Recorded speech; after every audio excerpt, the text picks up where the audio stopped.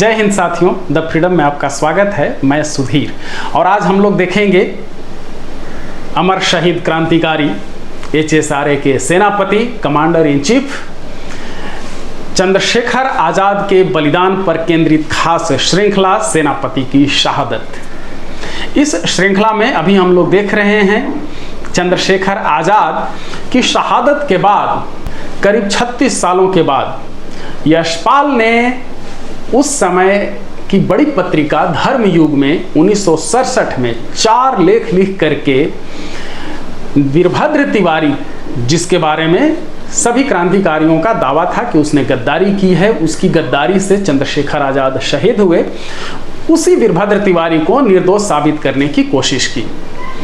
यशपाल के इन लेखों के बाद विवाद छिड़ा और अधिक विवाद इसलिए फिर बढ़ गया कि ललन प्रसाद व्यास ने साप्ताहिक हिंदुस्तान में एक लेख लिख करके और वीरभद्र तिवारी को उसी तरह से निर्दोष साबित करने की कोशिश की, जिसके बारे में, उस आलेख के बारे में, ललन प्रसाद व्यास के बारे में क्रांतिकारियों का दावा है कि वीरभद्र तिवारी के ही इशारे पर वो पूरी बात लिखी गई है, या फिर वीरभद्र तिवारी ने उसे अपने नाम से छपवाने के बजाय ललन प्रसाद व्यास के नाम से छपवाया ताकि थोड़ा सा अधिक असरदार लगे। इसके बाद क्रांतिकारियों में खलबली मची और फिर क्रांतिकारियों ने भी आपस में पत्राचार किया इस मसले को लेकर के, इस विवाद पर, और दूसरी पत्र पत्रिकाओं में भी आलेख छपे, बयान छपे।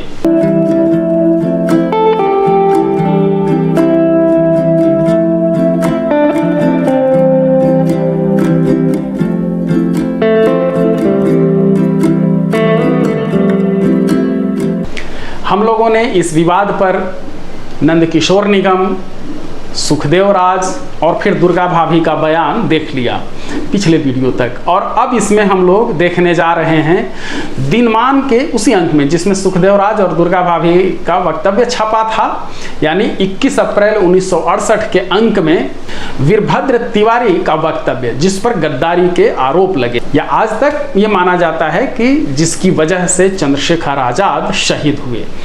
तो यहाँ हम लोग देखेंगे जो दिनमान के इसी अंक में छपा था, पेज 8 से शुरू होता है वीरभद्र तिवारी का वक्तव्य।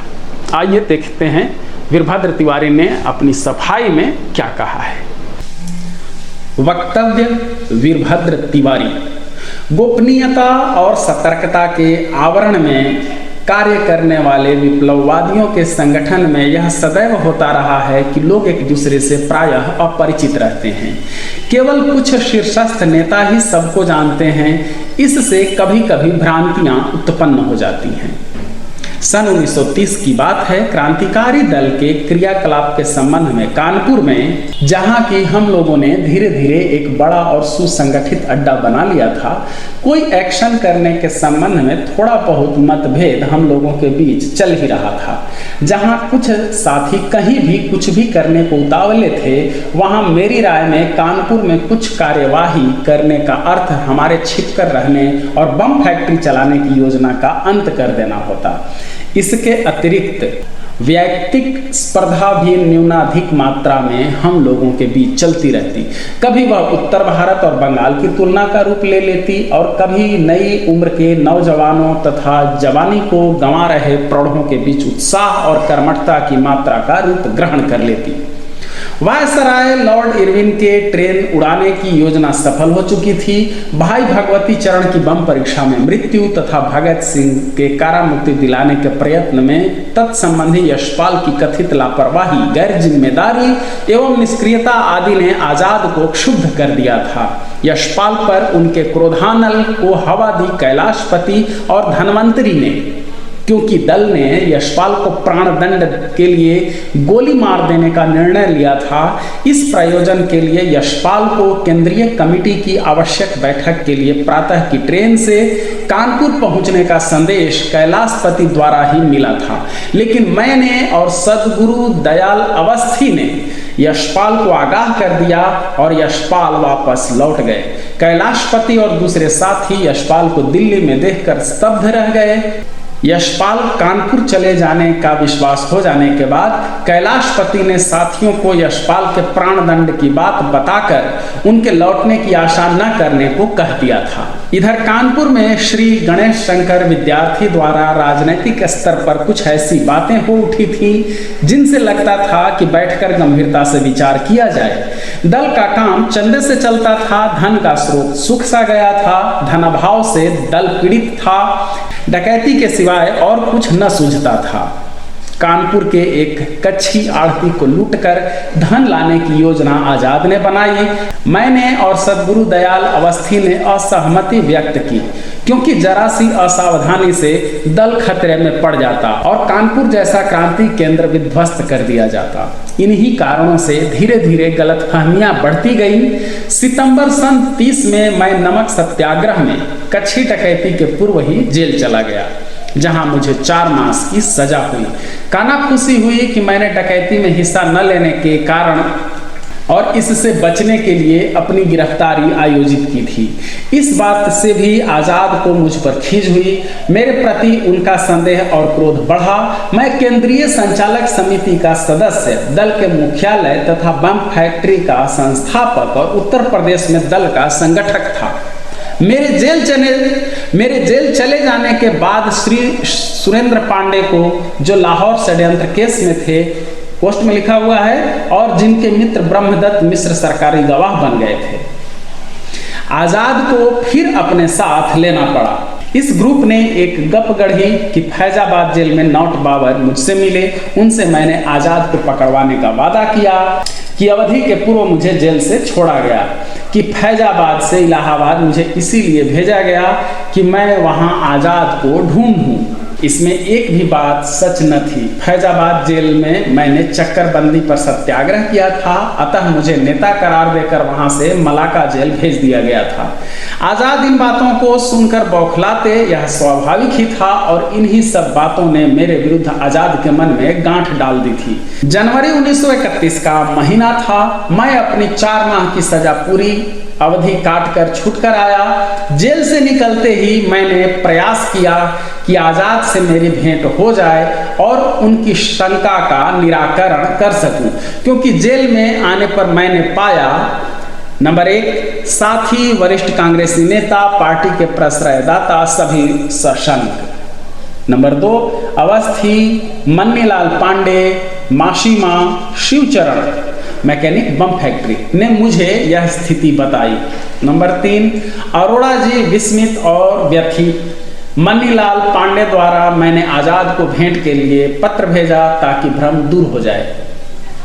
नंबर 4, यशपाल से 26-27 जनवरी को जब सहसा भेंट हुई, तब उनसे भी मैंने यही आग्रह किया। यशपाल ने कहा, उनका यानी आजाद का पारा गर्म है, मेरे खिलाफ लोगों ने खूब भरा है, शांति होने पर मिलवाऊंगा। नंबर 5, कैलाशपति मुखबिर होकर पुलिस को बयान दिए जा रहा था। पुलिस पंजाब की न जाने कब आधमके और तलाशियां, गिरफ्तारियां शुरू हो जाए, इसके निवारणार्थ मैंने बम फैक्ट्री नष्ट की। नंबर 6, मेरे इन सावधानी और मुक्तापूर्वक किए गए कार्यों का भी अनर्थ लगाया गया। सीआईडी से बचना मेरा प्रथम उद्देश्य था, उधर साथी मेरी टोह में थे। नंबर 7, मैंने सीआईडी इंस्पेक्टर पंडित शंभुनाथ तथा टीकाराम के पीछे पार्टी के वैतनिक जासूस लगा रखे थे, सनक, चंद्रमौली, जगन्नाथ आदि। सरकार ने मुझे खतरनाक समझ मेरे पीछे इन 2 अफसरों को लगा रखा था। इसी समय अकस्मात 11 फरवरी को वैशंपायन गिरफ्तार हो गए। सादे कपड़ों में भूरे सिंह कांस्टेबल ने उन्हें शिवचरण के मकान पर साइकिल का ताला खोलने को झुकते ही दबोच लिया और वैशंपायन का रिवॉल्वर छीन लिया। शिवचरण ने बताया कि वैशंपायन मुझे लेने आए थे ताकि आजाद से मेरी भेंट हो सकती। कैलाशपति के बयानों के आधार पर वैशंपायन की पहली गिरफ्तारी उत्तर प्रदेश में हुई थी। उसके बाद ही शिवचरण भी गिरफ्तार हो गया था, जो बम फैक्ट्री का कार्य देखता था। उसे इलाहाबाद ले जाया गया, जहां उसने पुलिस को बहुत महत्वपूर्ण बयान दिया था। उसका बयान मिस्टर कादरी मजिस्ट्रेट के समक्ष कलमबंद कराया गया। मासीमा से मुझे पता चला था कि आजाद इलाहाबाद में ही कहीं हैं। शिवचरण के पुलिस द्वारा इलाहाबाद ले जाने के कारण मेरा माथा ठनका और मैंने आजाद से मिलने की ठानी। उनसे प्रांत छोड़कर अन्यत्र जाने का अनुरोध करने के लिए मैं इलाहाबाद गया था। 26-27 जनवरी की रात फरारी अवस्था में जब मैं कानपुर स्टेशन पर था तो प्लेटफार्म पर अचानक श्री रामचंद्र मुसद्दी मिल गए। उनके भाई की बारात बनारस जा रही थी। उनके आग्रह पर उसमें मैं शामिल हो गया। 27 फरवरी को सवेरे करीब 7 बजे मैं इलाहाबाद में गाड़ी से उतरकर वहीं रुक गया। मैं अपना गंतव्य और न मंतव्य किसी को बता सकता था। पुराने कांग्रेसी काकोरी के मित्र श्री शीतला सहाय के घर गया। नहा धोकर उनकी साइकिल लेकर कटरा सड़क से चला कि तभी करीब 9-10 बजे दिन के सुना कि कोई क्रांतिकारी मारा गया। वह और कोई नहीं, आजाद ही थे। इससे साथी का विछोह ही नहीं हुआ। मुझ पर संदेहों का स्तूप खड़ा हो गया।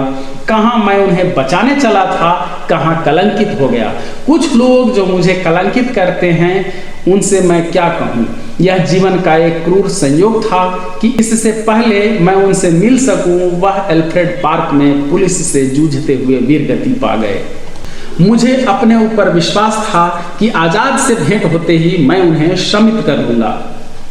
उनसे सदैव मुझे बड़ा शिष्ट सम्मान मिला था। इस प्रकार कुछ साथी जो मुझ पर शक करते हैं उसे साथियों का मति विभ्रम कहूं या दैवी योग। आजाद की शहादत के संबंध में कुछ पत्रिकाओं में हाल में मुझसे संबद्ध कुछ लेख छपे हैं जो केवल सुनी सुनाई बातों पर आधारित हैं, अथवा कुछ लोगों ने पूर्वाग्रह जनित भावनाओं पर अनुमान के साक्ष्य खड़े किए। विप्लवकारियों के संबंध में उस समय न ऐसे नियम ही थे, न ऐसी न्यायिक परंपरा का ही जन्म हो पाया था जिसके आधार पर किसी को कोई कैफियत देने का अवसर दिया जाता। कुछ समय पूर्व यशपाल ऐसी ही एक सनक पर एक तरफा मृत्युदंड के भागी बन चुके थे। कहना नहीं होगा कि मैंने केंद्रीय समिति के सदस्यों के सामने भी और परोक्ष में भी इस तरह के कार्य के औचित्य को हृदयंगम नहीं किया, किंतु विधि का क्रूर विधान की वही परिस्थिति मेरे सामने आई जबकि आजाद के शहीद होने के 3-4 मास के भीतर कानपुर से मुझे धोखे से बुलाकर एक स्थान पर गोली चलाई गई और दूसरी बार मेरे ऊपर गोली चलाई गई। इतिहास की वास्तविकता पर निष्ठा रखने वाले एवं सत्य की शोध करने वाले जिज्ञासुओं के समक्ष अपनी बात को केवल इस प्रकार ही संक्षिप्त रूप में रखना चाहता हूं कि वास्तविकता क्या थी।